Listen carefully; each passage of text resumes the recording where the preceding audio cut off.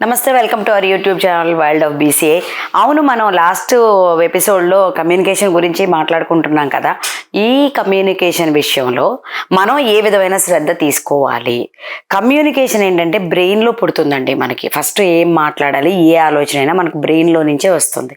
కానీ ఇక్కడ ఒక్క విషయం గుర్తుపెట్టుకోండి, బ్రెయిన్లోది యాజ్ ఇట్ ఈజ్గా మనం నోటితో మాట్లాడేస్తూ ఉంటాం. మనకేమనిపిస్తే మన వేలో, అది తెలుగు అవ్వచ్చు, ఇంగ్లీష్ అవ్వచ్చు, హిందీ అవ్వచ్చు, any language comes from brain only. Brain నుంచి వస్తూ ఉంటుంది, మనం అనుకుంటాము, మనం మాట్లాడేస్తూ ఉంటాం. ఎవ్రీబడి న్యూస్ అక్కడ జరిగే ప్రొసీజర్తో మనకి సంబంధం లేదు. కానీ ఇక్కడ అసలు ఆ బ్రెయిన్లో రావడానికి కూడా ముందు, అంటే ఆ బ్రెయిన్లో రావడానికి ముందు మనం ఏమన్నా చేయగలమా? అలా అవి కూడా ఇన్ఫ్లుయెన్స్ చేసే ఏమన్నా ఉన్నాయో చిన్నగా ఆలోచించుకుందాం. ఒక్క విషయం అండి, మనకి ఎటువంటి ఆలోచన వచ్చినా కూడా, ఏదైనా కూడా ఆ మాట అంటున్నప్పుడు ఈ మాట వెళ్ళి ఎదుటి మనిషిని ఎంత ప్రభావితం చేస్తున్నాయి అని గనక మనం ఆలోచించగలిగితే డెఫినెట్గా ప్రాబ్లం అయితే రాదు. దీనికన్నా ఈజియెస్ట్ వే కమ్యూనికేషన్లో నేను ఒక బెస్ట్ ఎగ్జాంపుల్ చెప్తానండి. ఇప్పుడు ఇక్కడ ఒక రిలేషన్, ఒక హస్బెండ్ అండ్ వైఫ్ మధ్య గొడవ జరుగుతుందండి. ఇద్దరి మధ్య డిస్కషన్ జరిగింది, ఇద్దరు ఏవేవో మాట్లాడుకుంటున్నారు. కానీ ఇద్దరు మైండ్లో ఒకటి గనక యునిక్గా ఉంటే అదేంటంటే, ఈ రిలేషన్ మనం ఫ్యూచర్లో కంటిన్యూ చేస్తాం, మనకి రేపు ఏం ఉండాలి, లేదా ఈ భర్త మనం ఉండాలి, ఇది ఒక రిలేషన్, ఈ రిలేషన్ మనం వెళ్ళిపోవాలి అనే దారి గనక, ఆలోచన గనక మన మనసుకు గనక తట్టింది అంటే మనం ఎట్టి పరిస్థితుల్లో తప్పుగా మాట్లాడమండి. ఒకవేళ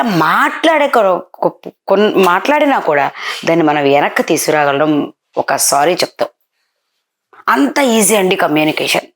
అలాంటి కమ్యూనికేషన్ని మనం ఏ ఆలోచన లేకుండా ఇష్టానుసారం, నీకేం తెలుసు, నీకేం తెలీదు, నేను ఇంతే, నేను ఇలాగే ఉంటాను, నువ్వు ఇంక ఆపై, ఇప్పుడు ఆపై, ఇటువంటి వర్డ్స్ మాట్లాడడం వల్ల ఏమవుతుందంటే ఎదుటి మనిషికి కొంచెం ఇబ్బంది కలుగుతుందండి. ఇవన్నీ కూడా ఎక్కడి నుంచో రాలేదు, మనం ఒక్కడమే ఎదుటి మనిషికి గౌరవించట్లేదండి.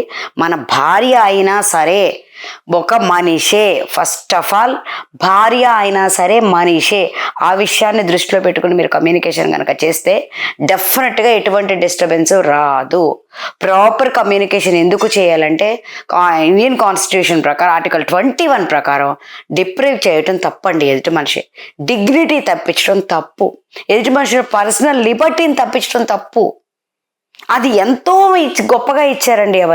అవన్నీ వదిలేసి మనం మన నోట్లో ఏదొస్తే అది చెప్పటం అనేది కొంచెం తగ్గితే, first of all communicator responsibility, ఒక మాట అనేసిన తర్వాత ఒకవేళ ఏదన్నా ప్రాబ్లం వచ్చినప్పుడు ఒక్కసారి వెనక్కి చూసుకోవడం చాలా అవసరం అండి.